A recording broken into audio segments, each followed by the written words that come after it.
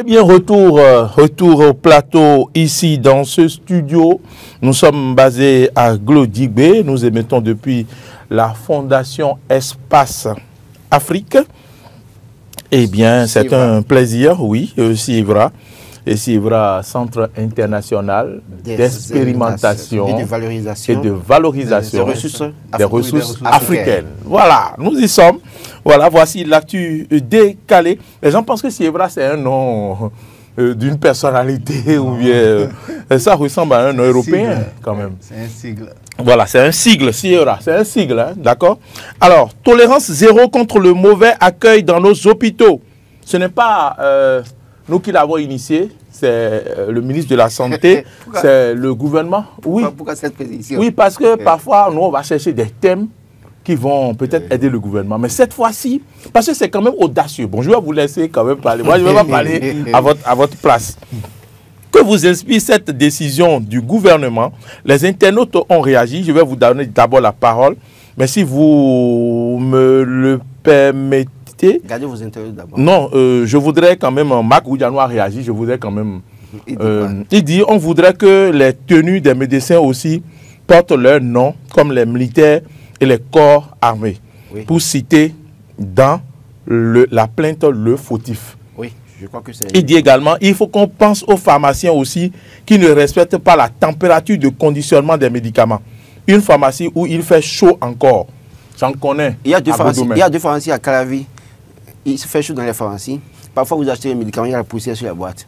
Donc, dans ces pharmacies-là, vous n'avez souvent pas tous les médicaments. J'ai déjà fait l'expérience malheureuse. La pharmacie que je connais à Godoumé aussi, vous allez là-bas, vous demandez 3 médicaments, parfois vous n'avez aucun. Ouais. Donc, et la clim ne marche pas. Hein, et après, vous vous retrouvez. L'une des pharmacies avait été fermée il y a un moment. Après, je ne sais pas ce qui s'est passé. Ils ont fermé ou bien c'est la pharmacie même qui a fermé? Non, l'État avait fermé. Avant, à Godoumé là? Non, à Calavi. Ah, d'accord. Très bien. Bon, bref. Ouba, voilà le gouvernement qui nous surprend avec tolérance zéro. Hein. Et comme je le disais, j'ai dit, c'est pas trop tôt. Oui, c'est pas... Enfin, moi j'ai même envie d'aller un peu plus loin que vous. Hein. J'ai envie de dire que c'est un refrain qu'on a beaucoup entendu aussi. On va changer, on va... Enfin, c'est comme la saison des pluies, ça va, ça vient, quoi. Non, là, c'est du réel. J'espère. C'est une campagne qui démarre. J'espère vivement, parce que c'est essentiel, l'accueil dans un hôpital. Laurent va nous en dire plus un peu dans ce qu'ils mettent dans cette campagne-là. Qu'est-ce qu'on peut dénoncer? Qu'est-ce qu'on peut dénoncer d'abord? L'accueil est essentiel. Oui. L'accueil est essentiel dans un hôpital. C'est l'accueil qui va permettre... C'est le premier soin même qu'on apporte aux patients. L'accueil, là, c'est le premier soin qu'on apporte au patient. Il vient avec son mal. Il se demande, mais qu'est-ce que j'ai? Il est anxieux, il est stressé. Juste l'accueil peut le guérir, non? Juste l'accuil n'est pas qu'il va le guérir, mais c'est déjà un premier soin qu'on lui apporte. Ça va peut-être baisser son anxiété, son stress. Il va même arriver à se dévoiler complètement. Le médecin même aura du plaisir, aura beaucoup de facilité à faire son diagnostic.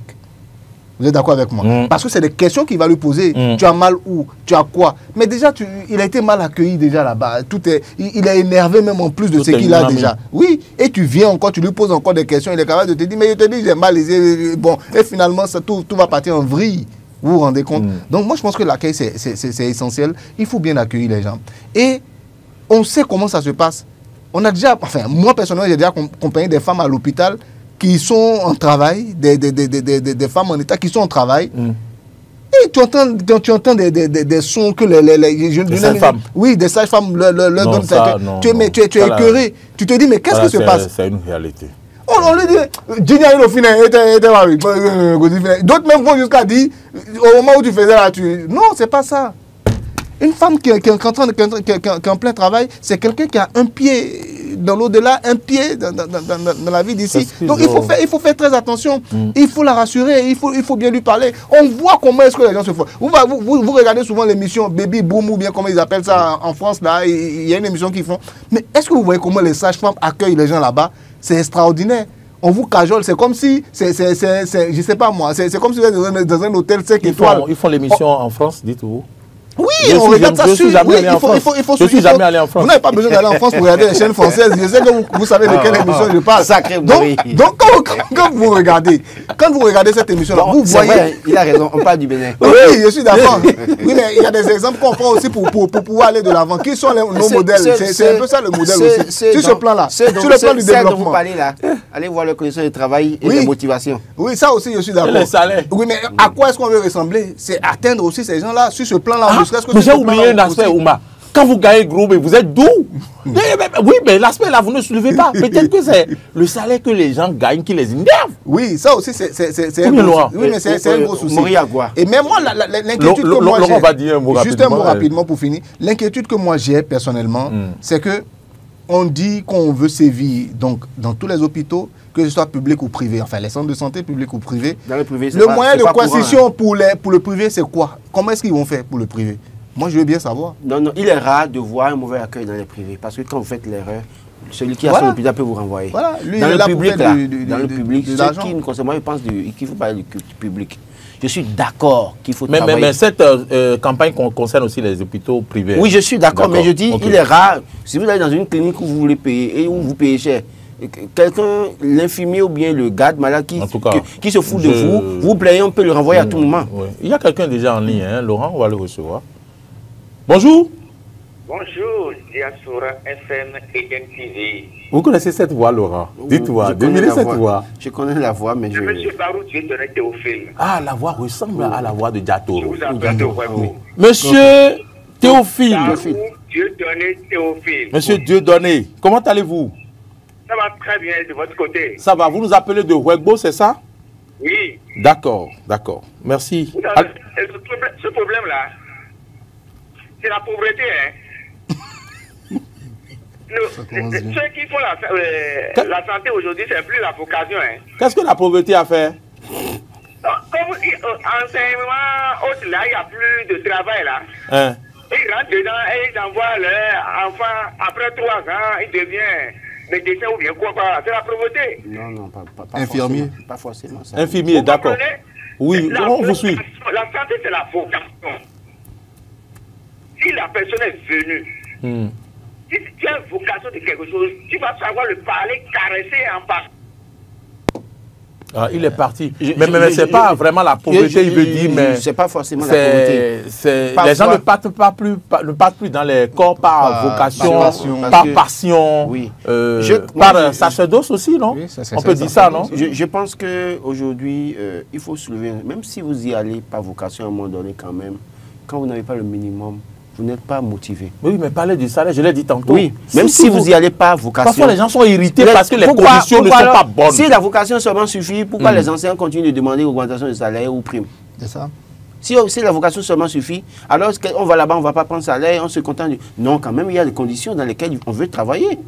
On veut avoir le plateau technique, on veut avoir un certain nombre de choses sous la main. Bonjour, téléspectateurs ou tristes en ligne. Oui, bonjour. Bonjour, monsieur, vous avez une belle voix, vous serez recruté sur Diaspora FM. Comment vous vous appelez, monsieur? Je m'appelle Gandonou Inoussa. Monsieur Gandonou Inoussa nous appelle d'où? Je vous appelle de Cotonou, de Chivant, dans le 10e arrondissement de Cotonou. 10e arrondissement, quel quartier? Kowego. Kowego. D'accord, ça c'est pas à Papa? Oui, c'est à Papa. Kowego, Souléré, Venawa. En fait, non, Kowego, c'est... Oui, je connais Kowego. Vers le lac, Non, on ne va pas complètement vers le lac. Enfin, je connais Kowego, allons-y. Très bien. Monsieur Gandonou. Oui. Vous êtes là? Oui, je suis là. D'accord, allez-y. Que vous inspire donc cette campagne qui va démarrer, tolérance zéro contre le mauvais accueil dans nos hôpitaux? C'est une bonne décision de la part du gouvernement. Hier, moi, j'étais dans l'hôpital de Kowego. Hier, j'étais dans l'hôpital de Kowego. J'avais un malade là. On a amené un accidenté. Mais les gens ont refusé de l'accueillir. Il est resté dans l'ambulance près de 20 minutes. Oh. Pourquoi? Près de 20 minutes. On a dit maintenant de le ramener au CNHU. Oh, la personne était souffrante. C'était dommage hier. C'était dommage. Il est resté 30 minutes, presque 30 minutes, dans le véhicule des sapeurs-pompiers. On tournait là. Finalement, on a dit de retourner au CNHU. Vous mettez ça sur le compte du mauvais accueil? Si. Et sinon pas ce qu'il faut pour prendre en charge ce malade? Mais ils auraient pu réagir très vite aussi. 30 minutes dans la ville de la Ils sont en train de tourner. Il n'y a pas de place. D'accord. Il y avait un malade à l'urgence là. D'accord. Depuis lundi, j'ai dormi de lundi à mardi là. Je n'ai pas du tout sérieux. C'est ça. Il faut réagir. Merci beaucoup, monsieur. Merci beaucoup, monsieur Gandono. Il faut partager aussi la douleur de cette famille-là qui a eu ce malade. Je voudrais quand même préciser quelque chose, capitaine. C'est pourquoi je disais conditions de travail et motivation. Dans certains centres de santé, les gens manquent du minimum pour prendre en charge les cas urgents. Quel est le fonds disponible aujourd'hui pour prendre en charge les cas urgents? C'est pourquoi si vous ne prenez pas soin de vous, vous pensez qu'il y a un mauvais accueil quelque part, vous pensez, ça va être votre problème. Parce que si on vous amène là-bas, ceux qui sont là-bas, là, il faut qu'ils aient le minimum pour travailler. Alors, pour les premiers soins là, vous voulez qu'ils prennent l'argent de leur poche pour vous soigner? C'est pas possible. Est-ce que l'État a mis en place un fonds qui puisse permettre à ces personnes-là rapidement d'acheter les premiers outils là pour prendre en charge le malade? Il y a cet aspect-là. Je connais un médecin, et je ne vais pas citer son nom, mais qui parfois sort l'argent de sa poche, il est au CNHU, il sort l'argent de sa poche, il achète les premiers matériels pour prendre en charge les malades. Mais après, qui lui rembourse ça? Et d'autres médecins, quand ils voient ça, ils disent, mais moi, je vais faire ça. Non. D'abord, le salaire que je prends pour moi, ce n'est pas encore suffisant. Et déjà, je vais prendre ce que je dois utiliser pour ma famille, pour venir investir. Et encore que là, après, il n'y a pas de motivation. Je pense qu'il y a beaucoup de choses qu'il faut soulever. Je suis d'accord qu'il faut lutter. Il y a quelqu'un en ligne. Il faut travailler pour le bon accueil. Mais attention, on prend le bonjour, téléspectateurs ou auditeurs en ligne, bonjour. Oui, bonjour. On vous entend super faiblement, Alain. Merci de vous présenter. C'est Gounou Aboubakar depuis Bani Kwara. Bonjour Bani Kwara, monsieur Gounou. Aboubakar. Oui. Comment allez-vous? Très bien, très bien. Ah, vous nous suivez 5 sur 5 à Bani Kwara. 5 sur 5. Ah, est-ce qu'il pleut à Bani Kwara en ce moment? Ah, non, il ne pleut pas. C'est avant-hier qu'on a eu la pluie. Vraiment, oui. Ça nous fait plaisir, monsieur Gounou. Qu'est-ce que vous avez à dire? C'est pour soutenir l'émission. Ah, ben, merci. Dites-nous un mot par rapport à cette campagne Tolérance Zéro qui va démarrer. Bon, pour le moment, je n'ai rien à dire. Tout va bien dans les hôpitaux à Bani Kwara? Vous êtes bien accueillis là-bas? Ah non, mais on ne peut pas tout dire. Ah, le gouvernement veut qu'on dise tout, hein? Ah, on ne peut pas tout dire, sinon il y a assez de problèmes. Ah bon, il y aura Gbangban? Je vous comprends, je comprends. Je m'arrête là. Merci infiniment pour votre soutien depuis Bani Kwara, M. Gounou Aboubakar. Alors, je continue en disant, le traitement des agents dans le secteur de la santé, il faut revoir. S'il y a des choses à améliorer, il faut améliorer. Quand je parle de l'hôpital de d'abord, par exemple, il y a des choses à régler là depuis qui ne sont pas réglées. Quand les agents travaillent dans de telles conditions, parfois ça vous énerve. Je n'encourage pas ça, je précise. Oui, on vous suit, on l'a dit. Oui, mais à un moment donné, ils sont exaspérés, ils se disent, mais écoutez, c'est quoi? Et finalement, il y a un problème. Je vais vous donner un exemple simple. Dans un hôpital du Bénin et dans le département de l'Atlantique, il y a des agents conventionnés de l'État qui sont sur 65 000 depuis 2018.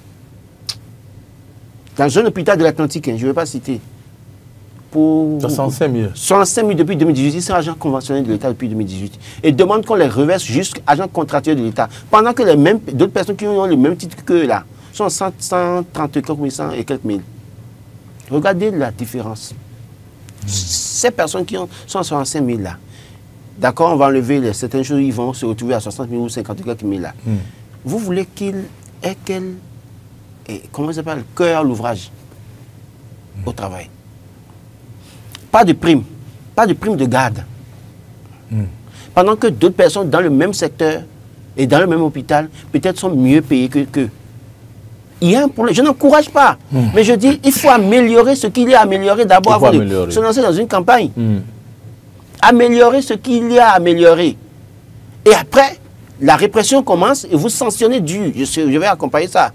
Mais s'il y a des problèmes non réglés, où deux femmes doivent utiliser un lit dans un centre de santé de référence, si vous voulez, et que Les sages-femmes doivent tout le temps être assistées à un spectacle assez désolant, sous la pression, le stress, avec... parce qu'une dame, la sage-femme finit de travailler pour la dame accouche. Et on met l'enfant là, la femme enceinte se couche à côté, l'autre accouche également, elle met son bébé à côté, et les deux, avec le bébé, partagent le même lit. Il y a un risque, peut-être que si le bébé tombe, on dira que c'est la sage-femme qui n'a pas bien fait son travail. On va dire que c'est l'aide-soignante qui n'a pas bien fait son travail. On dira que c'est le médecin gynécologue qui n'a pas bien fait son travail. Alors qu'il y a des choses à améliorer. Donc je pense qu'au-delà de tout, je suis d'accord qu'il faut lutter pour ça, pour que les gens accueillent les malades, les patients avec sourire et avec beaucoup plus d'emprunt pour leur donner, en tout cas, cette envie d'être guéri, plutôt que de les accueillir avec des propos, en tout cas, blessants à la limite. Mais en amont, que l'État prenne ses responsabilités pour régler les problèmes là où il y a des problèmes à régler. Là où il y a des agents qu'il faut reconsidérer, donc il faut reconsidérer comment vous appelez, le titre, il faut reconsidérer le titre. Là où il faut augmenter les salaires, il faut donner. Là où il faut donner les primes de garde, il faut donner les primes de garde. Ça va motiver les gens à bien travailler. Bonjour, téléspectateurs ou auditeurs en ligne. Bonjour.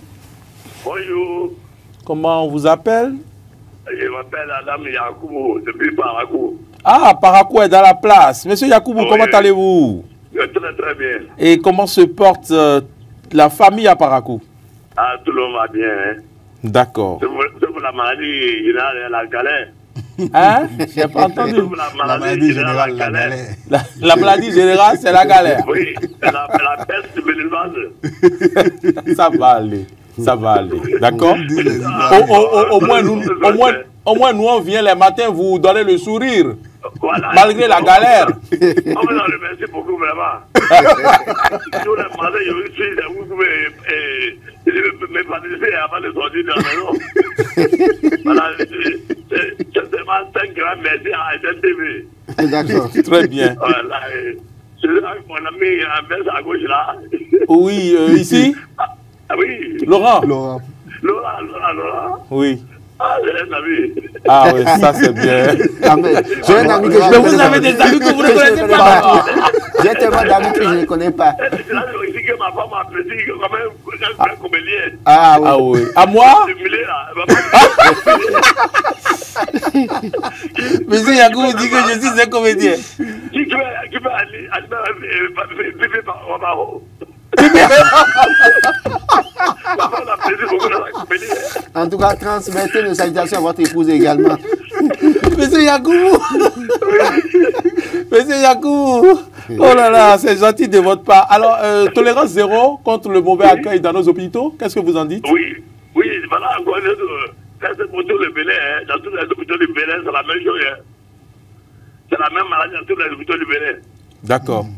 Oui, mais on amène les femmes en travail, on dit qu'elles sont là, pas son créneau sans. On lui dit l'homicité, on ne comprend plus rien.